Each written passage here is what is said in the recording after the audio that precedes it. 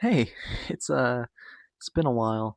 I recently rewatched the Netflix Fear Street trilogy, and they are great. And I think a perfect example of modern horror movies. Correction, modern slasher movies done right. Not only do they have interesting characters that you care about, but new and interesting killers that are instantly iconic. Too bad this video isn't about those, because last year Netflix came out with a movie titled Prom Queen, based off the book of the same name. And it's not good.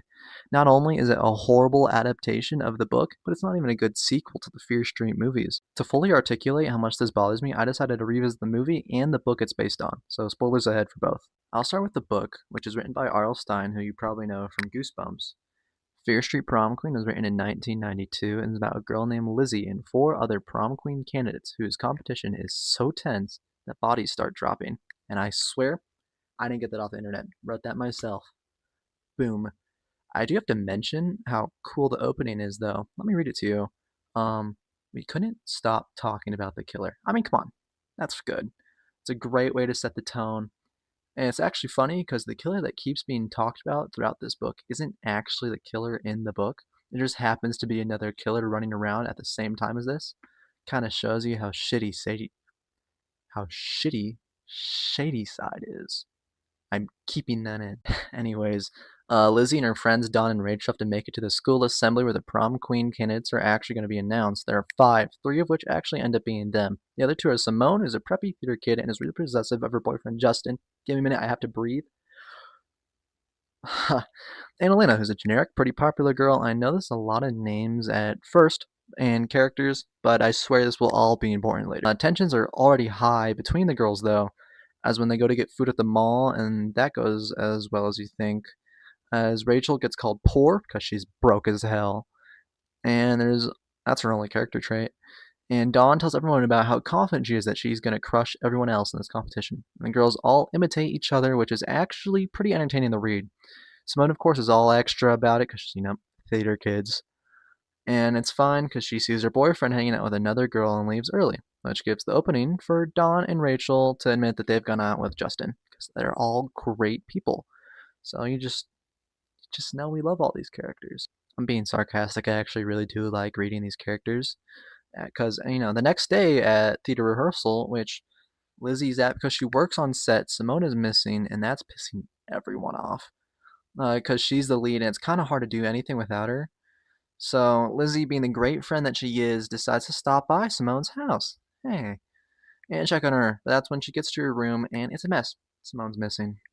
Now, I would say the majority of the book is focused on the girls dealing with Simone's disappearance, and this is going to sound like a stupid observation, but I don't read very often, and I really like being able to see inside the main character's head, and just, being able to have an insight into their thoughts and their feelings. It's something that's often hard to do in movies, and it really helps build a good understanding of your character and their motivations. For instance, we really get to see Lizzie mourn and deal with the presumed death of Simone, as most people assume that she was killed by that serial killer on the loose. Get her mind off Simone, Lizzie, along with Dawn and Rachel, go shopping for their prom dresses, which does give Dawn a chance to be an ass. But they also go see a movie, and there is something that I noticed, and I have to talk about. I do have two copies of this book, both the original and the reprint. And at the time, I was reading the reprint, and it says in the book they're going to go see a new Timothy Chalamet movie. Now, obviously, they weren't going to see a Timothy Chalamet in the original, so I went back and looked, and they're going to see a Christian Slater movie. So if you're curious what the 90s equivalent to Timothy Chalamet is, it's Christian Slater, according to R.L. Stine at least. I'm sure there's other differences between the original and the reprint, but that's the one that I noticed, and I just thought it was really interesting. While they were at the theater, Dawn does get attacked, and of course, nobody's able to figure out who it is or see who it is, but this does confirm to the girls that someone is indeed targeting them. They just have to figure out why. Lizzie has her suspects, but nothing concrete. Also, later that night, Rachel calls Lizzie in a panic and it's revealed that she and her boyfriend broke up. And the next morning, Rachel is also found dead. Paranoia is now at an all-time high, especially for Lizzie and Elena, who have decided to rejoin the story. She doesn't last very long, though, because after discussing possible theories with Lizzie during lunch, is found mutilated in the auditorium. This is definitely the goriest scene in a pretty tame book, but hey, I'm not complaining. I'm skipping to the end because nothing super important happens after this, but the theater has just wrapped one of their final rehearsals.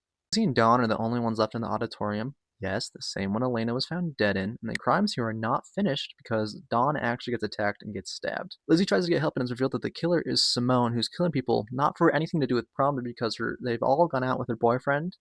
Everyone except Lizzie, but Simone's gonna kill her anyways. The two tussle and Simone actually gets pretty injured in the fight, and this was a pretty fun part to read. The fight ends when Dawn musters up the strength to help Lizzie take down Simone, and the book ends with everyone being at prom finally safe.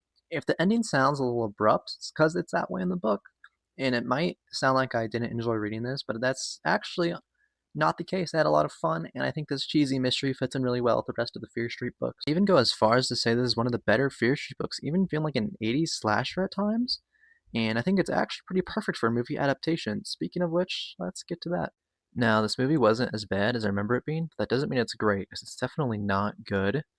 The movie begins with a narration by Laurie as she goes through and introduces all the characters, which I don't really love very much. In the book, the characters are also introduced one by one, but it's a little bit more natural as they're introduced as the prom queen candidates, like to the school. And to be honest, I wish that the movie just introduced the characters normally, like in any other movie, but it's whatever. I'm not going to go through and tell you who all these characters are, but I will tell you the important ones. Tiffany is her fellow prom queen candidate and the leader of the group of mean girls, which in the movie are called the Wolf Pack. And she's also running a prom queen, and Megan is Laurie's best friend. I actually really like Megan. Megan's cool. She's one of two characters I like in this movie. Megan is so cool. She smokes weed and watches horror movies. I mean, come on, she has a zombie poster in her room. I guess this is where I'll mention my first issue with the movie, which is the characters. I did not care about Laurie or most of the other characters, to be honest. They try and give her a tragic backstory with her dad being murdered in the past and all. Her mother being the one accused of doing it, it doesn't work. It's a shame because the Fear Street movies have great characters. Dina Johnson is one of the best modern final girls. The rest of the characters are almost, if not just as good, but here you couldn't care less. Even in the book, which admittedly doesn't have the most compelling characters, you're still interested in their lives and care about what's going on, and they still feel somewhat real to you. I mean, neither Dina or Lizzie needed a tragic backstory to get you to care. Prom Queen does happen to have one of the most realistic principal-vice principal dynamics, though. It's very obvious that the vice principal is the one in charge. Holy shit, is that the mom in The Conjuring? What are you doing here? Anyways, after this, we get a scene in the classroom where Megan pulls a stunt where she pretends to cut off her own hand to scare everyone, and at first, I really didn't like this scene, but the more I thought about it, the more I liked it, because it actually kind of reminds me of like how R.L. Stine ends his chapters, like fake out scares, so that kind of grew on me. I doubt it was like an intentional reference, but I still liked it. Another thing that reminded me of the book is that the prom candidates all hang out in a diner after school that Laurie works at. This also actually reminded me of Alice in the Nightmare on Elm Street movies, so that was kind of cool. I liked it. While raging at this diner, though, Laurie and Tiffany's boyfriend, who I already forgot the name of, flirt a little bit. Later that same night, one of the prom queen candidates is murdered, and we do get to get a good look at what the killer looks like. I actually like it. I always enjoy it when slasher movies give their killer a more creative look than a black hoodie and a mask. I mean, in this movie, they got a red hoodie, and red's my favorite color, so it works out for me. I like it. Nothing super important happens during school the next day, except we do get to meet my favorite character of the movie, and that's Funkmaster Freddy. This dude fucking rocks. I actually found the actor's Instagram, and it looks like he and the rest of the cast had a blast on set, so that's good. Too bad Judd over here has already predetermined what music's gonna be playing at the prom, though. That's another issue I have with this movie is the music. Here's just the most generic 80s music possible. I wouldn't even be surprised if they just got like an 80s playlist off Spotify. The other movies had really good soundtracks I feel like fit the vibe of the movies. For example, in 1994, the movies were moody and angsty, just like the characters. And the overall tone of the movie, here it's all just the most generic stuff, so now that I think about it, perfect for this generic movie. The soundtrack is part of a bigger problem I have, though, which is the movie constantly feels the need to remind you that it's the 80s. We got it. It's the 80s. You don't have to shove it in my face every couple minutes. Finally, we get to the prom where we do meet these two weirdos who are obsessed with Tiffany for some reason. We never see them interact with Tiffany, and I think they're only here to serve as red herrings. We also get this dance scene with the wolf pack where the prom queens are introduced, which was interesting. It does all lead to Laurie running away, and we have this moment where it's supposed to be really dramatic and deep, but all it does is piss me off. Megan asks Laurie, "When did you start caring about what everyone else thinks?" I was like, Megan, what the fuck are you talking about? Love you, Megan, but this whole movie, Laurie's cared about everyone thinks. That's like her whole character. We do get another kill, which I do enjoy how bloody the deaths are in this movie. They can be a little cartoony at times, but I don't really mind it. This one specifically is kind of funny because the dude gets his hands cut off and he tries to open a door with his nubs. Lori does get sent some flowers, and Tiffany harasses her about it. The only really important thing here is that we do get some lore about Lori's family, but I don't care. I want to watch some more people get killed. Oh, thanks, Judd. Tiffany's lapdog feels bad for Lori and lends her some makeup, so we do get this scene, which I think is supposed to be a really powerful scene where Lori walks back onto the dance floor. This leads to a dance off between Lori and Tiffany, which I think is supposed to be a reference to Prom Night from 1980. It's not good. Tiffany loses, I guess? Neither their dancing was all that great, but whatever. Lori's feeling at the top of the world right now. She even tries getting with Tiffany's boyfriend. He gets murdered. It's a chase scene that ends back at the prom as the killer is revealed to be Tiffany's dad, who did this because he knew how much she wanted this? Sure, dude, whatever. We see the cops arrive, arrest the killer, and deal with the aftermath of the massacre. The movie really should have ended here. But it continues back to Tiffany's house as Lori opts to keep her company because she's supposed to be a good person, I guess. Only to be attacked by Tiffany and her mom, who are also in on the plan. Big surprise, I know. It's revealed that Tiffany's mom is the one who killed Lori's dad back in the day. Lori manages to kill Tiffany, who gets impaled in a way that really reminds me of Black Christmas 2006, and bash her mom's head in with a trophy. The movie ends with her saying that she's Lori fucking Granger. Okay, is that supposed to mean something? You go, girl, I guess.